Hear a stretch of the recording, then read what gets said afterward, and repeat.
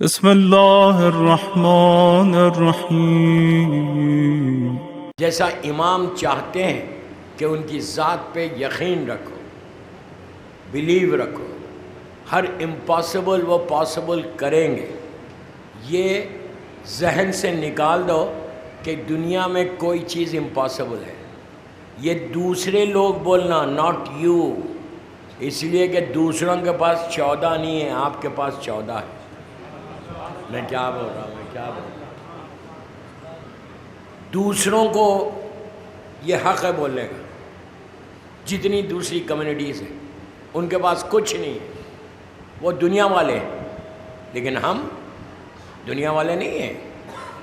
ہمارے پیچھے 14 کی طاقت ہے، مولا حسین کی طاقت ہے۔ طاقت ایک پاور کا نام ہے کہ جو آپ کو آگے بڑھائے گا، جو آپ کو اللہ تک پہنچائے گا، وسیلہ حسین کا، اور ہم اللہ تک جائیں گے۔ تو یہ ذہن میں ہمیشہ رکھو کہ ہر امپاسبل آپ کے لیے پاسبل ہو سکتا۔ آج ایک یا دو واقعات، وہی نبی یوسف کے جو انکمپلیٹ چھوڑا تھا کل، وہیں سے میں لے کے چلوں گا کہ کیسے اللہ نے نبی کو اس کنویں میں سے نکالا۔ کیسے نکالا؟ آپ امیجن کریں، کوئی سوچ سکتا؟ وہ اندھیرے کنویں میں چلے گئے اور جبرائیل نے آ کے ان کی مدد کی حکم الہی سے۔ 3 دن تک یوسف کنویں میں رہے، 3 days اکیلے، کوئی کمپلین نہیں کیا۔ سب سے پہلے اگر اللہ پہ بھروسہ کرنا ہے تو ہم اپنی لائف سے کمپلینس کو ہٹانا۔ آپ دنیا والوں سے کرو کمپلین، اللہ سے نہیں، امام سے نہیں، جس سے چاہے کرو کمپلین، معصوم سے کمپلین کبھی نہیں کرنا کہ مولا وائی می۔ یہ کامن سلوگن ہے ہماری کمیونٹی کا، ہمارے یوتھ کا، کہ میں اتنا اچھا ہوں، یہ ذہن میں میں تو اتنا اچھا ہوں، میں تو نماز بھی پڑھتا۔ یہ نکال دو ذہن سے کہ میں اچھا ہوں۔ تمہارے بولنے سے اچھا نہیں ہوتا، وہ بولے یہ اچھا ہے، اللہ بولے یہ میرا مخلص بندہ ہے۔ ہمارے ذہنوں میں یہ کہ میں تو کوئی گناہ ہی نہیں کرتا، میں صبح سے شام تک کوئی گناہ ہی نہیں کرتا۔ ہمارے ذہن میں یہ ہے۔ بڑے گناہ کو ہم سمجھ رہے گناہ، چھوٹے گناہ بھی تو ہے، چھوٹے چھوٹے گناہ بھی تو ہے۔ کتنے واقعات ہیں چھوٹے گناہ کے؟ کون سے چھوٹے گناہ؟ کوئی غریب آیا، تم اس کو دیکھ کے مسکرائے نہیں، اس کو دیکھ کے غصہ کرے کہ وائف کو تو کنیزی سمجھ رہا ہے۔ کیسے کیسے ایشوز ہیں۔ محبت، ماں سے بھی محبت کرو، ریسپیکٹ کرو ماں کی، اپنی وائف کی بھی ریسپیکٹ کرو۔ اگر ذرا بھی تم نے ہرٹ کیا، تم نہیں سمجھ رہے کہ تم گناہ کر رہے، بٹ اٹس اے بگ گناہ، بہت بڑا گناہ ہے۔ اگر تمہارا سلوک تمہارے وائف کے ساتھ اچھا نہیں ہے، تمہارا بیہیویئر اپنے فیملی ممبرس کے ساتھ اچھا نہیں ہے، یہ بے انتہا بڑا گناہ ہے۔ یہ ہمارے رزق کو روکتا ہے، رزق کو روکتا ہے۔ بیماریوں کی طرف جاتے ہو، پیس ختم ہو جاتا گھر سے، سٹریس میں آ جاؤ گے۔ تو یہ ساری وہ چیزیں ہیں کہ جو ہم کو رکاوٹ بنتی ہے۔ اللہ پہ بھروسہ کرنا یہ سب سے بڑی عبادت ہے، سب سے بڑی عبادت ہے۔ تو بات جہاں تک پہنچی تھی وہیں سے لے کے چل رہا۔ نبی یوسف وہ کنویں میں 3 دن گزر گئے، 3 دن کے بعد اللہ کا کرم ہوا۔ کمپلین نہیں کی، کرم کیا ہوا؟ اللہ نے ارینج کیا کہ نیچے سے یوسف کو اوپر کیسے لائیں گے۔ اللہ تو قادر مطلق، وہ ایک لمحے میں لا سکتا تھا، لیکن اسباب کو پیدا کیا، ویوز کو پیدا کیا۔ آغا خمینی سے جب سٹارٹنگ میں ریولوشن آیا تھا تو انہوں نے ساری بڑے جو بگ پاورز تھے دنیا کے، ان سے اپنے ٹرمز کو مطلب وہ لوگ سب شیطان تھے۔ تو آغا نے کہا تھا یہ شیطان بزرگ ہے، یہ چھوٹا شیطان ہے، یہ بڑا شیطان ہے۔ آغا کا مشہور جملہ ہے شیطان بزرگ۔ میں نام نہیں لیتا کس کو بولا، آپ سمجھو میں کس کو بولا۔ انہوں نے کہا یہ شیطان بزرگ ہے سب کو۔ تو ہمارے پڑوس کے جو پریزیڈنٹ تھے، میں نام ان کا بھی نہیں لے رہا، آپ سمجھے، ہمارے پڑوس کے، وہ گئے، انہوں نے جا کے کہا کہ آقا آپ مولانا مولوی ہیں، آپ کو حکومت چلانا نہیں آتا، ہم سے سیکھو، ہم آپ کو ایڈوائز کرتے ہیں۔ آپ سمجھ رہے میرا اشارہ کدھر ہے؟ جو پلین کریش میں مرے تھے، اب سمجھ میں آ گئی بات؟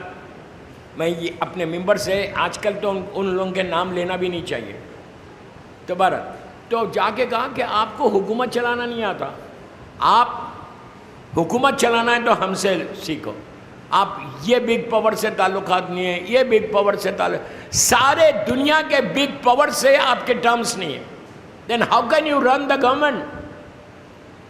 ایک دفعہ بولا، دو دفعہ بولا، آغا سے سر جھکا کے بیٹھے، ان کے دونوں مٹھی بند تھی، کہا تو نے کیا کہا؟ تو کہا میں یہ کہہ رہا جو بگ پاورز ہے ان سے ٹرمز کو رکھو، دنیا کے جو بگ پاورز ہیں وہ آپ کو نقصان پہنچائیں گے اگر وہ آپ ان سے ٹرمز نہیں رکھیں گے۔ میں نے ابھی کیا کہا؟ دوسری قوموں میں کوئی نہیں ہے، ہمارے پاس 14 ہے، سمجھ رہے ہیں آپ؟ تو آقا نے کہا کہ تجھے کیا معلوم میرے پاس بگ پاور نہیں ہے؟ انہوں نے کہا میرے پاس جو بگ پاور ہے وہ سب سے بڑا پاور ہے۔ اس کے بعد کہا کہ میں اپنے ہاتھوں کو کھول کے بتاتا ہوں کیا ہے میرے پاس۔ ایک ہاتھ میں سجدگاہ تھی، ایک ہاتھ میں خاک شفا کی تسبیح تھی، کہ میرے نزدیک سب سے بڑا بگ پاور یہ ہے، اف یو ٹرسٹ۔ کیا سمجھ رہے خاک شفا کو آپ؟ اس کے بعد آقا کا جملہ سنو، آقا کہتے ہیں کہ اگر دنیا میری ساری طرف سے میرے راستوں کو روک دے، میرا پروردگار وہ ہے کہ وہ آسمان سے اور زمین سے مجھے رزق دے سکتا، یہ تو کوئی نہیں روک سکتا نا۔ آسمان سے اگر رحمت آ جائے، زمین سے اگر کوئی رحمت آئے تو کوئی روک سکتا؟ کوئی نہیں روک سکتا۔ تو نبی یوسف نیچے، نبی یوسف کنویں کے اندر، ویل کے اندر ہے، ایک قافلہ، ایک کاروان ادھر سے گزر رہا تھا اور وہ جا رہا تھا ایجپٹ، مصر، ایجپٹ جا رہا تھا، بزنس کاروان تھا۔ پرانے زمانے میں جب کاروان چلتے تھے تو وہ لوگ چیک کرتے تھے کہ ویل کہاں ہے، کنواں کہاں ہے، کہ جہاں سے وہ لوگ پانی لے لے۔ تو ان کو ویل دکھی، کنواں دیکھا، انہوں نے کہا کہ چلو پانی بھرتے ہیں۔ اب غور سے سنو، اس قافلے کا جو سردار تھا، اس نے کہا میں بھرتا ہوں پانی۔ اس نے جیسا سسٹم ہے پانی لینے کا، کنویں میں سے بکٹ کو نیچے ڈالا۔ جب نیچے ڈالا تو اس کو معلوم ہوا کہ بکٹ ہیوی ہو گئی، وزن ہو گئی، یہ سمجھ گیا کہ پانی آ گیا۔ جیسے ہی بکٹ نیچے آئی، اچھا یہ قافلہ کہیں اور جا رہا تھا، اللہ نے راستہ روک کے ان کو ادھر بھیجا۔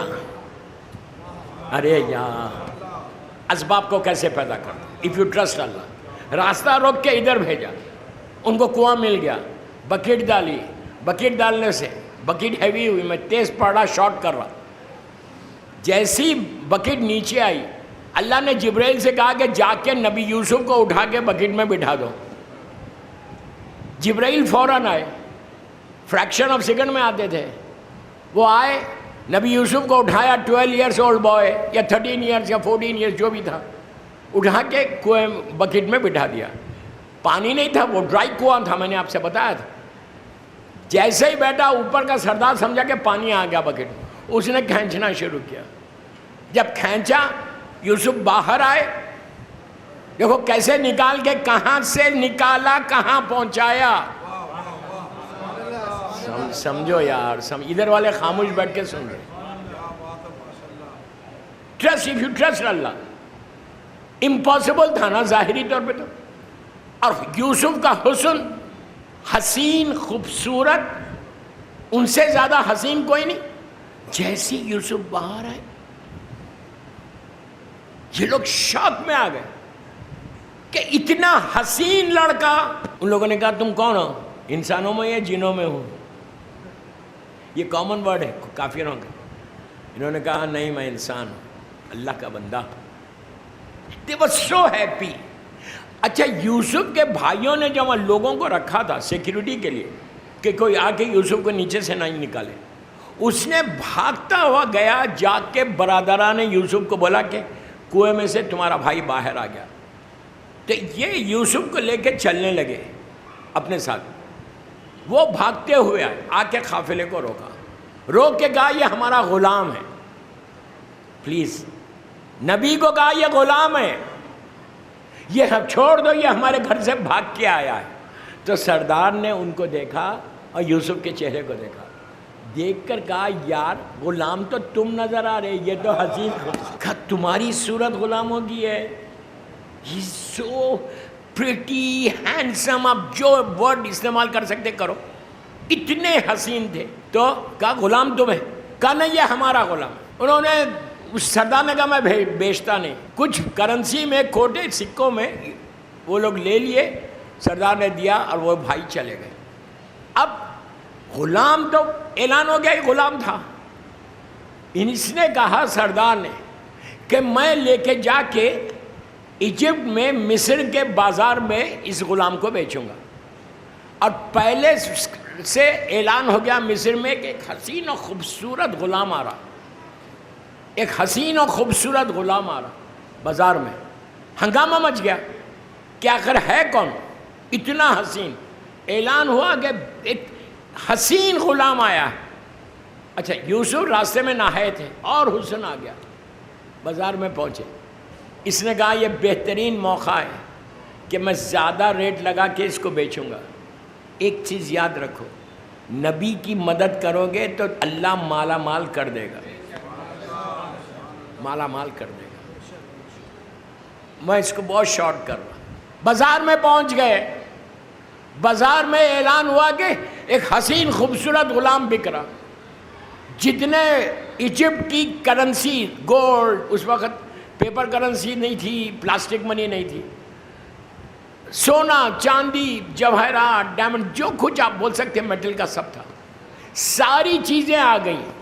اس وقت زلیخا کا جو ہسبینڈ تھا وہ پرائم منسٹر تھا ایجپٹ کا، زلیخا اس کو فورس کر رہی تھی کہ مجھے غلام کو لینا ہے، اس لیے کہ 2 دن پہلے زلیخا نے خواب میں یوسف کو دیکھا تھا اور محبت ہو گئی تھی، وہ کافرہ تھی اور وہ پیچھے پڑ گئی اپنے ہسبینڈ کو کہ لینا ہے، اور زلیخا ینگ تھی، اچھی تھی دیکھنے میں ممبر کا تقدس سے کچھ نہیں بولتا، اور عزیز مصر تھوڑے سینئر آدمی تھے، اس نے پیچھے پڑ گئی کہ مجھے اس غلام کو خریدنا ہے، اور عزیز مصر زلیخا کو نو نہیں بول سکتے تھے، جیسا آج کے زمانے میں ہسبینڈ بول سکتا بیوی کو نو، کوئی نہیں بول سکتا۔ اس نے کہا کہ مجھے لے کے دو اس غلام کو۔ روایت کا جملہ قصص الانبیاء میں اور تاریخ اسلام میں اور حیات القلوب میں کہ جتنا ایجپٹ کا مال تھا، سونا چاندی جواہرات، سب بازار میں آ گیا، عزیز مصر نے سب دے دیا۔ کہا کہ ڈیسائیڈ ہوا کہ یہ کریں گے کہ ایک ترازو کے اوپر، ترازو سمجھتے ہو اسکیل جس کو انگلش میں بولتے ہیں، ایک پلے پہ یوسف کو بٹھائیں گے، ایک پلے پہ سونا چاندی رکھیں گے، جس کا زیادہ گیا ٹھیک ہے۔ یوسف کو بٹھایا، 13-14 ایئرس اولڈ بوائے، کوئی ہیوی نہیں تھے، 100 کے جی کے نہیں تھے، اس لیے کہ پھر اسمارٹنیس کہاں سے آئے گی۔ میں کچھ بول گیا، جتنے سلم ٹرم رہتے اسمارٹنیس رہتی نا، تو وہ ایک پلے پہ یوسف کو بٹھایا، دوسرے پلے پہ عزیز مصر کا جتنا سونا چاندی جواہرات تھے، میٹل تھا، سب رکھ دیا، بلہ ہلتا ہی نہیں یوسف کا بلہ۔ کیوں؟ اس لیے کہ اور سونا بڑا ہیوی میٹل ہے، کیجیز کا کیجیز سونا رکھا ہوا ہے۔ عزیز مصر کے ماتھے پہ پسینہ آ گیا، اس نے پلٹ کر زلیخا سے کہا کہ زلیخا اب میرے پاس کچھ نہیں ہے، جو کچھ تھا میں نے لا دیا۔ یوسف پلٹے، جو وے کر رہے تھے ان سے پوچھا کہ یہ بتاؤ کیا کر رہے تم لوگ؟ تو انہوں نے کہا ہم آپ کو تول رہے۔ کہا کس میں؟ کہا سونا اور چاندی میں۔ سونے اور چاندی میں آپ کو ویٹ کر رہے، وے کر رہے۔ تو یوسف نے پلٹ کے کہا شرم نہیں آتی، نبوت کو پیسے میں تولتے ہو؟ نبوت کو کہیں پیسے میں تولو گے؟ کہا پھر کیا کریں؟ 13 برس کا یوسف، ابھی اعلان نبوت نہیں ہوا، ظاہری طور پہ نہیں ہوا، تھے نبی لیکن اعلان نہیں ہوا ظاہری طور پہ کہ یہ نبی ہے۔ 13-14 ایئرس اولڈ بوائے نے کہا نبوت کو پیسے میں تول رہے ہیں۔ انہوں نے کہا ہم کیا کریں؟